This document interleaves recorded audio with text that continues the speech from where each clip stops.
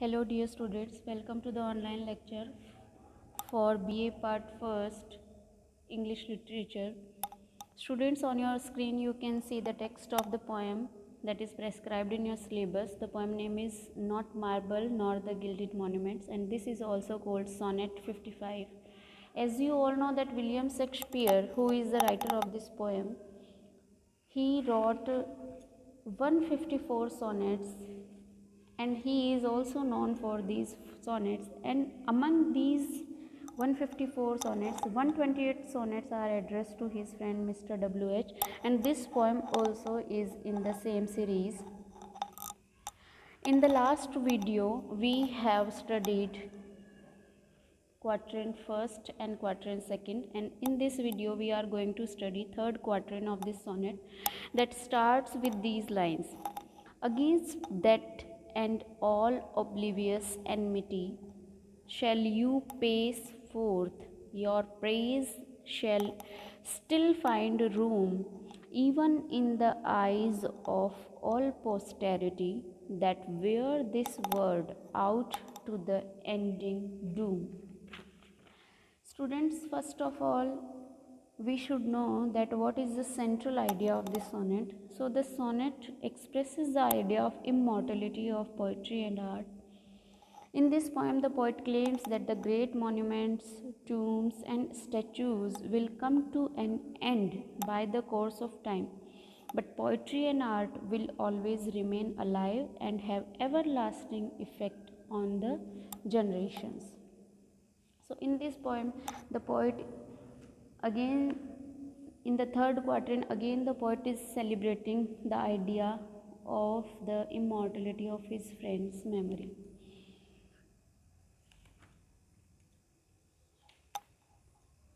Against means against.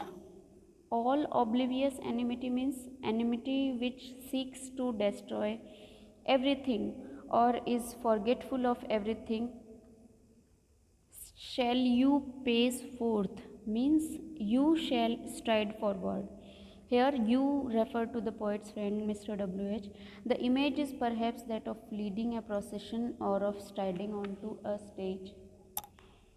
Your praise means the poet's friend's praise. Still means constantly. Still here means constantly, forever. Find room means be given time and space. Even in the eyes of all posterity means all future generations. The ending doom means the last judgment.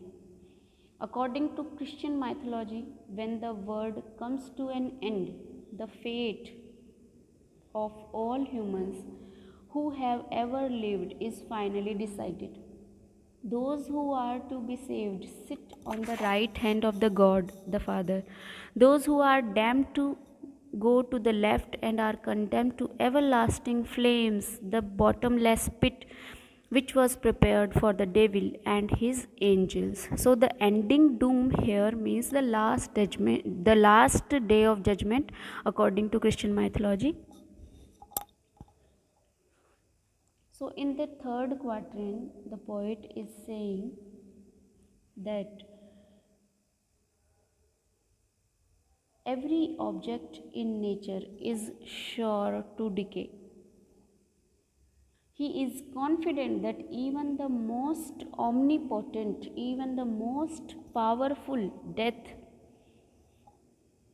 also cannot destroy the memory of his friend.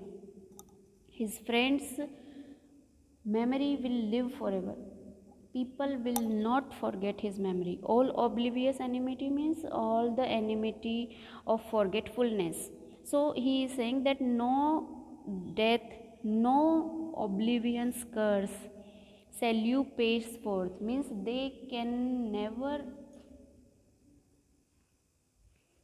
destroy you, they can never uh, back to you, and you shall stride forward of these Your praise shall still find room even in the eyes of all posterity, means in the future generations your praise will forever remain in the eyes of the future generations, and your praise will be given time and space.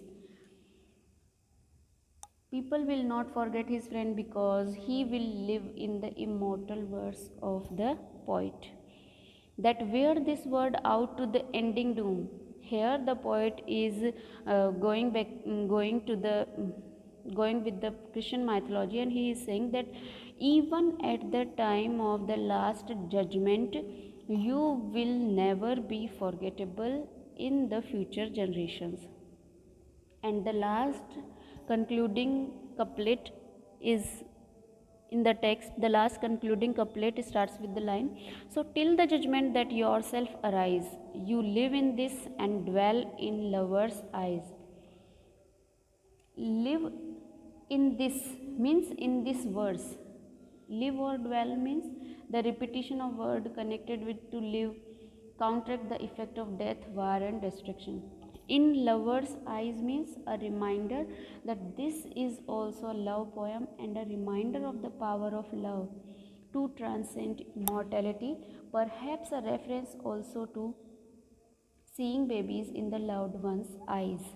So the poet, in the concluding couplet, the poet is just taking a challenge about the immortality of his friend, and he is saying that as long as these words are read till the judgment, means till the doomsday, you yourself will arise and you will live in this verse, and you will dwell, you will live in the lover's eyes. And he is saying that as long as these words are read, oh my friend, your memory will be alive in the eyes of the readers, in the eyes of the lovers, because this is also a love poem. So in these lines he is saying that this memory will make its eternal place among the generations and will last till the day of judgment.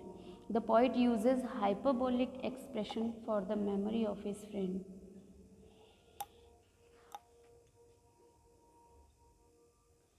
So this notion of the ending doom is the main point in the concluding couplet. The poet assures the poet assures his friend that his beauty will remain immortal as long as one single person still lives to read these sonnets, which themselves will be immortal. The sonnet just addresses the idea of immortality through verse, and the final couplet addresses this problem with the assurance that it doesn't matter. Since you will live in this and dwell in lovers, it is enough that the fair Lord lives in the lover's eyes or the eyes of the poet, and presumably everyone else who sees him.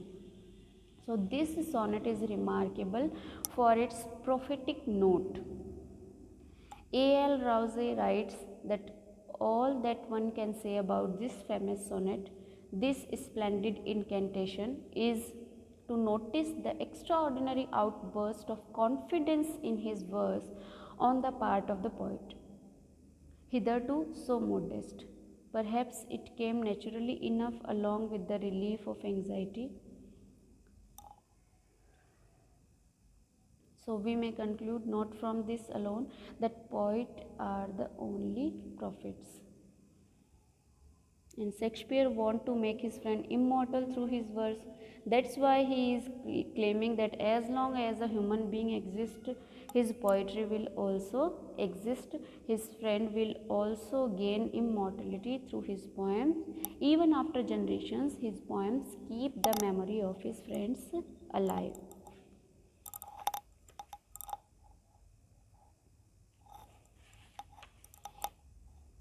This sonnet shares its theme with that of several others, which oppose the power of verse to death and time's cruel knife and promise immortality to the beloved.